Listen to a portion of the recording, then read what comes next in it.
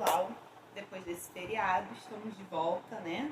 Hoje é terça-feira, dia 8, e aí a gente tem aí que comemorar que ontem foi o dia da independência do Brasil, que com todos os problemas e com tudo que acontece, que a gente estuda na história do nosso país, é sempre melhor ser um país livre, né? A época de império e de colonização, com certeza não foi um período bom para o Brasil.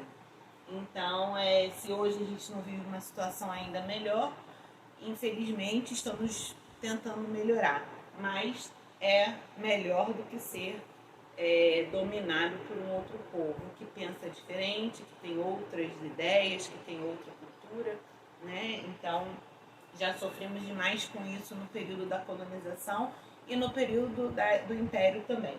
Agradecemos a Imperatriz Senhora Leopoldina, que assinou o documento da libertação do Brasil, né, da independência, e a Dom Pedro, que apoiou essa situação para que o Brasil virasse um império e, em seguida, logo depois, virou uma república, né? Apesar deles não serem brasileiros, eles apoiaram o Brasil como uma nação livre, né? Apoiaram o Brasil a se tornar uma nação livre. E aí, esse sentido de livre é baseado em muitas discussões, que não vem ao caso agora, mas que vocês pensem nisso, né? Que quando a gente se tornou livre de Portugal, a gente deveria ter se tornado livre de várias outras coisas também que não conseguimos ainda nos libertar. Mas caminhamos para isso, certo? Então, ontem foi um dia de comemoração, né, da liberdade do Brasil, de vivermos num país livre. Nós não temos a experiência de viver num país que não seja livre, mas ainda existem países que não são livres. E se a gente pesquisar e procurar saber, em geral não é uma experiência boa, mesmo nos dias de hoje, né? E também eu queria dar parabéns para Gigi, que fez aniversário no sábado. Parabéns para Manu, que faz aniversário hoje, né? Muito bom, parabéns. Agradecemos a Deus o dom da vida de vocês duas. Eu agradeço a Deus por vocês fazerem parte da minha vida e desejo que vocês sejam muito felizes. Vamos trabalhar? Então, hoje aula de história. Aí eu queria dizer para vocês que eu tinha posto aí que eu ia fazer a correção, mas eu desisti de fazer a correção porque a correção é muito objetiva daquele trabalho. Então eu vou postar um gabarito no mural, tá? Como é uma correção muito objetiva, não tem muita discussão, eu vou colocar o gabarito. E a gente começa direto na matéria, dando continuidade à matéria, que é na página 208. Combinado? Então vamos lá. E é claro que a gente vai voltar a falar sobre isso no Meet. Vocês assistam o vídeo, acompanhem, e no Meet a gente pode discutir o assunto que for, qualquer dúvida, qualquer exemplo, qualquer resposta pessoal que vocês queiram me mostrar. Aliás, devem me mostrar no Meet. Eu queria falar isso. Quem mostra o trabalho no Meet, e eu já vi, já anotei, não precisa enviar de novo, tá? Eu já vi. Quem não pode participar do Meet, me envia a resposta pessoal pelo e-mail para eu poder ficar sabendo, ou posta lá no mural, na sala também, que dá para eu ver tranquilamente, tá bom? Sem nenhum problema. Então vamos lá. A gente está começando o capítulo 2 de História, na página 208, que vai falar sobre a comunidade e as suas relações de produção. Então, ele começa mostrando um comércio, né? Uma mãe no mercado com a filha, certo? Ela está aí no mercado com a filha, uma cena muito comum. Apesar de hoje a gente não está podendo ir muito no mercado, a gente só está indo no mercado quando precisa. Mas é uma cena muito comum, principalmente nas grandes cidades, em que a gente não produz alimento em casa. A gente precisa ir ao mercado para adquirir o nosso alimento, né? Então, vamos lá. O comércio de mercadorias se desenvolveu quando as pessoas, ao produzirem mais do que o necessário para a sobrevivência da sua família, começaram a trocar parte de sua produção por artigos que necessitavam e eram produzidos por outras famílias. Nós falamos sobre isso lá quando a gente estava falando dos povos antigos, né? Quando eles começaram a agricultura, até a cerâmica mesmo, o vestuário, Se eles produziam mais do que eles precisavam, eles trocavam com outras aldeias que tinham produtos diferentes dele. Na verdade, era um tipo de comércio que a gente chama de escambo, que é na base da troca. Não havia dinheiro, certo? Então, vamos lá. Aí a gente está falando aí dessa imagem. O que essas pessoas estão fazendo? Estão fazendo compras, né? Quando você ou a sua família precisam de algum alimento, o que vocês fazem? Vamos ao mercado, vamos à feira, vamos ao sacolão, né? Vamos no hortifruti, vamos comprar em algum lugar, certo? E quando a gente precisa de roupa, o que a gente faz? Vai no shopping, vai na loja de roupa para comprar roupa. Ou vai na costureira, manda fazer, mais difícil hoje em dia, mas também pode ser. Para adquirir algo que necessita, a sua família realiza trocas ou compra esse produto? Vocês utilizam o dinheiro ou o cartão? Bom, existem algumas feiras de trocas hoje em dia, mas é mais comum o comércio, né? E a gente pode utilizar o dinheiro ou o cartão, dependendo do caso. Geralmente a gente usa mais o cartão, que é mais seguro, né? Do que andar com dinheiro. Você já parou para pensar em qual região são feitos os produtos que você utiliza? Você sabe onde são produzidos seus livros? Seus cadernos, telefones celulares, tênis, por exemplo?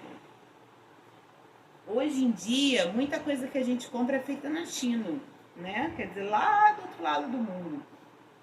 Agora, os alimentos, em geral, são produzidos no Brasil, sendo que também existem alimentos importados, tá? Aí ele vai botar aqui, ó. Quer saber de onde vêm alguns produtos que sua família e você e sua família utilizam, como fósforo, televisão, livro, sapato e papel? Acesse o site da TV Escola e descubra. E aí aqui tem o site para vocês pesquisarem mais. Combinado? Vamos lá então. Para entender a história. Então, como começou tudo isso? A circulação de pessoas e mercadorias. A circulação de mercadorias e pessoas desenvolveu-se principalmente com o processo de sedentarização, né? Então, eles se tornaram sedentários, formaram as aldeias e aí começaram a produzir alguma coisa. Então, o que possibilitou a especialização das pessoas em determinadas atividades. Aí aqui a gente vê uma pintura em que é possível identificar, está escrito aqui na legenda, ó, uma série de trabalhadores realizando diferentes tarefas. Esse registro foi encontrado em uma tumba, aqueles lugares onde se enterravam os faraós dentro das pirâmides, né? Na região da antiga cidade de Tebas, no Egito. Então, eles mostram aqui, ó, várias atividades, tem com barcos, costura, produção de cerâmica, várias atividades nessa imagem. Então, vamos lá.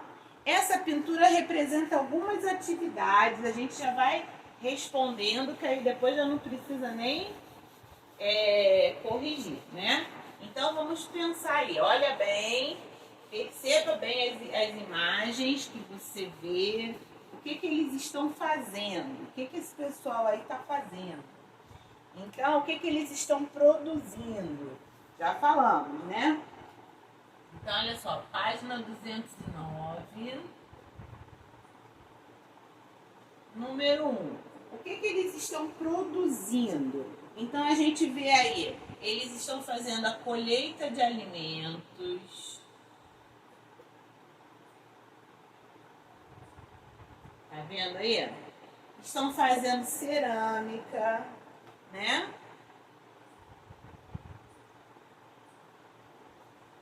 Tem também um barco que pode servir para pesca ou para transporte. Então vamos botar assim, pesca ou transporte de barco.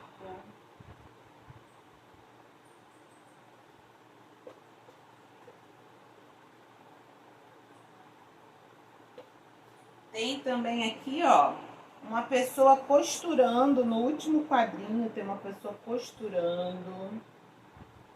Então, costura.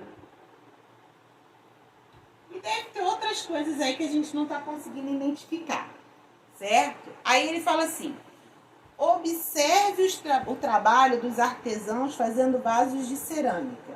Será que eles precisam dessa quantidade de vasos? Olha quantos vasos de cerâmica. Eu acredito que não. Que já seja para fazer trocas, né? Que eles já estejam produzindo a mais justamente para trocar. Então vamos ver o que fala aí na página 210. Os ceramistas poderiam comercializar os vasos, não é mesmo? Em um sistema de trocas, esses vasos poderiam ser utilizados para adquirir outras mercadorias, como alimentos, por exemplo, representado na parte superior da imagem, ou para adquirir uma embarcação. Quantos vasos seriam necessários para trocar por uma embarcação? Essa negociação deveria ser bastante difícil, com certeza, né? Aí ele vai falar sobre o Rio Nilo. A gente já ouviu muito falar do Rio Nilo, que é um rio muito importante lá no Egito e que ele é muito parecido com o nosso Rio Amazonas, né? Ele tem uma dinâmica muito parecida de enchentes e vazantes, e como o Rio Amazonas. Então vamos ler. O Rio Nilo e a atividade comercial. A sociedade egípcia se desenvolveu próximo ao Rio Nilo. A gente já sabe disso, né? Na região do Crescente Fértil. A gente viu lá no outro livro que tem aquela região toda que era uma região fértil, porque tinha vários rios, o Rio Jordão, o Rio Eufrates, e tinha o Mar Mediterrâneo e tinha o Rio Nilo, tá? Em suas margens cultivavam feijão, milho, arroz, painço, trigo e cana-de-açúcar. Então mostra aí a foto da cana-de-açúcar nas margens do Rio Nilo. Essa foto é de 2017, é uma foto recente, né? E a outra foto de 2019 é de uma ruína de um templo que ficava nas margens do Rio Nilo, também no Egito. Este rio serviu de rota para o comércio, quer dizer, rota é caminho, tá? Nele, os barcos egípcios navegavam transportando vários tipos de produtos agrícolas, assim como tecidos, joias, metais, entre outros. Ao longo dos anos, alguns vilarejos se formaram na beira da rota do rio. Então, a gente estudou tudo isso antes, né? Que as comunidades, elas se formavam na beira do rio, porque a gente precisa de água, né? Os animais precisam de água, então era mais fácil de caçar quando eles fossem beber água. E porque a margem do rio, ela se tornava mais fértil para a plantação. Então, ao longo dos anos, as comunidades foram crescendo nas margens do rio, o que era muito mais fácil para quem trabalhava nessa época, né, da navegação e do comércio, com o comércio, ir de barco pelo rio, porque ele passava por vários vilarejos oferecendo os produtos, certo? Então, com o tempo, esses vilarejos se tornaram grandes cidades. A maior parte da população era formada por camponeses. O que é camponeses? Vamos pensar. Camponeses são pessoas que vivem no campo, né? Então, que trabalham com agricultura, com pecuária. E artesãos, que faziam artesanato. A cerâmica é artesanato, as joias eram artesanais, as roupas eram artesanais, porque nessa época não tinha indústria, então era tudo artesanal, tá? E deveriam pagar tributos. O que é um tributo? Tá aí no glossário. É um imposto que a população paga para o Estado por serviços e mercadorias. Nós pagamos tributos até hoje. Nós pagamos imposto de renda, que é um tributo sobre tudo que a gente ganha, recebe de serviço prestado. E também, se eu vendo alguma coisa, eu pago, ou se eu compro alguma coisa, eu também pago o imposto sobre essa mercadoria, certo? a sociedade possuía um líder, o faraó, que era quem recebia o imposto. Né? Hoje em dia a gente também tem os líderes, os governadores, o presidente, os prefeitos, e eles recebem os tributos que a gente paga para cuidar da nossa cidade. Esse é o objetivo do tributo. Os egípcios comercializavam seus produtos em diferentes regiões e também adquiriam mercadorias de outras localidades. Aí está a estátua do faraó Ramsés II, né? Na fronteira do Egito e do Sudão. Então, olha só, ele vai perguntar para a gente assim, qual era a importância do rio Nilo para a civilização egípcia? Então, vamos pensar. Qual era a importância do rio Nilo para a civilização egípcia? Então, eu estou aqui na página 211, no número 3. Qual é a primeira importância do rio Nilo? Primeira de todas, ele é fonte de água. Então, era fonte de água para a sobrevivência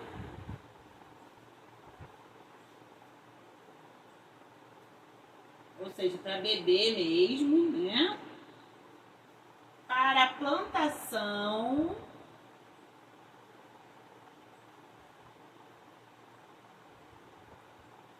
e também para a locomoção.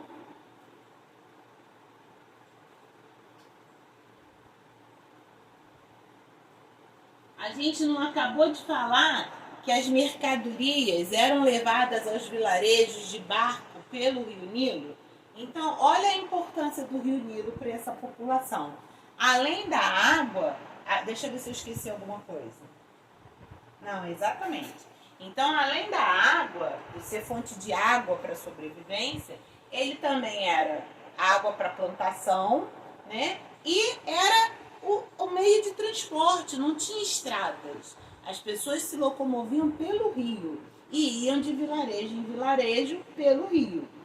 Então, para levar o comércio, para levar a mercadoria, para fazer o comércio, tudo por ali. Vamos lá.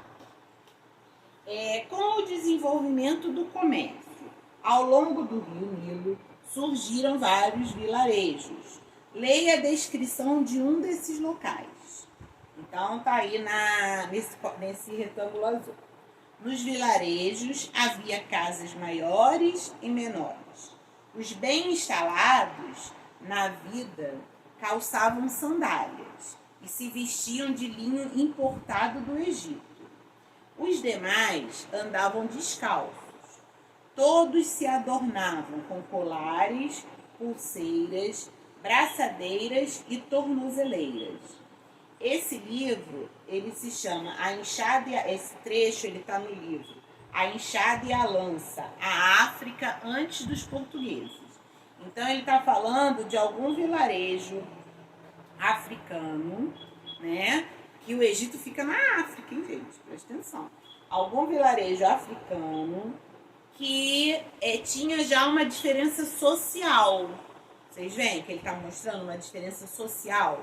Casas pequenas e casas maiores. Os que estavam mais bem instalados na vida, ou seja, os que tinham mais condição financeira, calçavam sandálias. Os que não tinham andavam descalços, né? E os que calçavam sandálias se vestiam de linho importado. Linho é um tecido importado do Egito, ou seja, esse vilarejo não era o Egito, era fora do Egito. Eles compravam o tecido do Egito e todos se adornavam.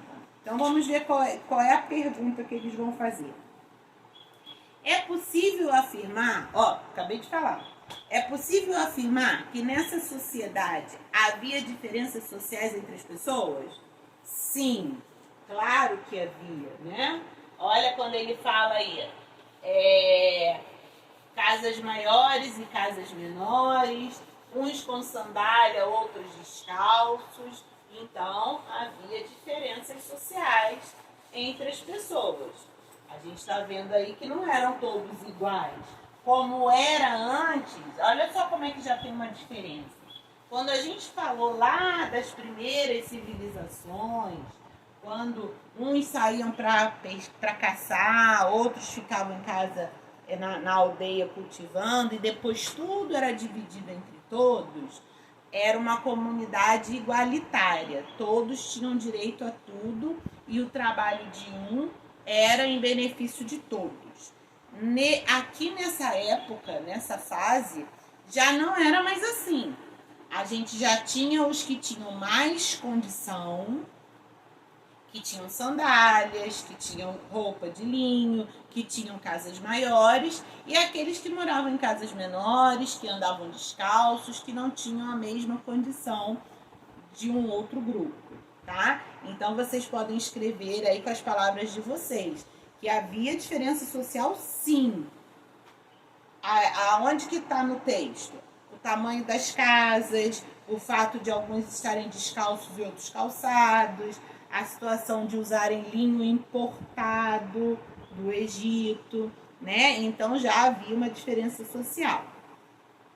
Aí ele pergunta na letra B assim: o ato de se enfeitar estava presente entre os membros dessa sociedade? Sublinhe no texto os objetos de adorno. Aí tá lá, ó, colares, pulseiras, braçadeiras e tornozeleiras. Sublinhar no texto, tá? Então eles se enfeitavam. Adorno é enfeitar, tá? Se adornar, se enfeitar. Então eles já usaram. Vamos lá.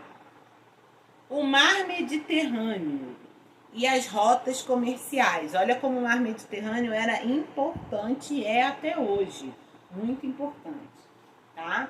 Então, as rotas comerciais passavam pela terra, pelos rios e também pelo mar. Circule no mapa a região do Egito. Então, olha só, aqui nesse mapa, a região do Egito. Olha aqui o Egito. Você vai circular no mapa a região do Egito, ok? Você conhece ou já ouviu falar de algum outro país ou cidades representadas nesse mapa? A resposta é pessoal, cada um vai falar o que sabe, né? Então, aqui nesse mapa a gente tem a Fenícia, a Cilícia, Hititas, Creta, Sicília e a Itália. Eu já ouvi falar aqui no livro, né? Mas o mais conhecido é a Itália e a Sicília, que é uma ilha da Itália, né? E o Egito também. A Fenícia, essa outra Cilícia, Hititas, são menos comuns, né? Mas aí fica... A resposta é pessoal, é de vocês, tá? E aí, nesse mapa também, a gente vai ter os desenhinhos, observe os desenhinhos, que tem aqui, ó, na legenda. Então, aonde era produzido madeira, aonde era produzido tecido de lã, adagas, que é essa espada, lâmpadas em pedra e vasos, cerâmica de qualidade, vasos de metal. Então, tem os desenhos de onde eram produzidos. Olhem bem como é que o Egito era produtor de quase tudo, né? E aí ele mandava para vários lugares, certo? 7. De acordo com o mapa, o comércio marítimo ligava diferentes regiões. Qual era a importância do mar Mediterrâneo para essas sociedades? Então, o que a gente pode ver aqui nesse mapa? Que o mar Mediterrâneo era uma região de muito transporte de comércio, né? Então, vamos botar aqui uma resposta bonitinha. Página 213, número 7. Então, o mar Mediterrâneo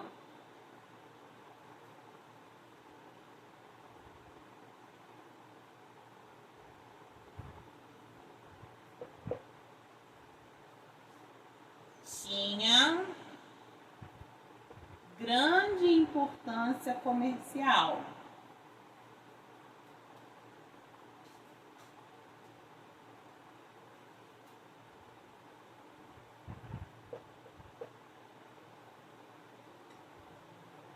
Até porque vocês vão perceber que é através do Mar Mediterrâneo que o Egito vai conseguir ligação com a Europa, que é a Itália, né? Então já é um outro tipo de cultura, um outro tipo de sociedade, e eles vão conseguir esse contato através do Mar Mediterrâneo.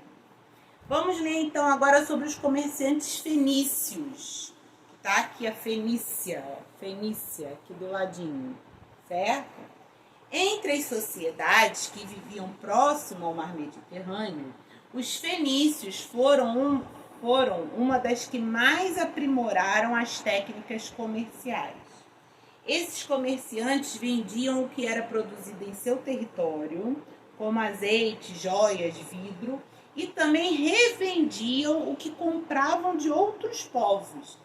Então, eles eram grandes comerciantes. Eles vendiam o que produziam e ainda compravam de outras pessoas para revender. Para facilitar o comércio, desenvolveram técnicas de navegação marítima, tornando-se os maiores navegadores da antiguidade. Olha como isso é importante.